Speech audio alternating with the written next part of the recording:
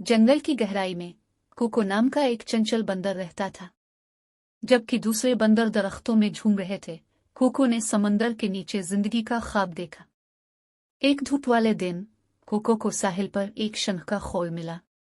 जब कोको ने इसमें फूंक मारी तो होश एक कौस कज़ा नमूदार हुई और एक चमकदार मत्स्यन्ना शहजादी खोल से बाहर निकली।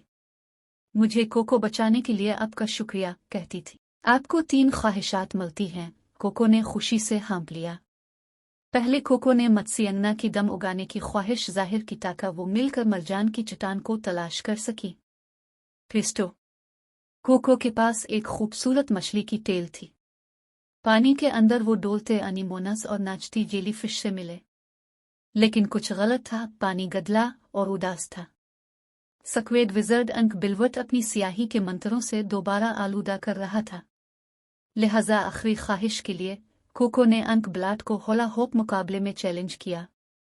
टीम वर्क और नए समंदरी दोस्तों के साथ वो जीत गए।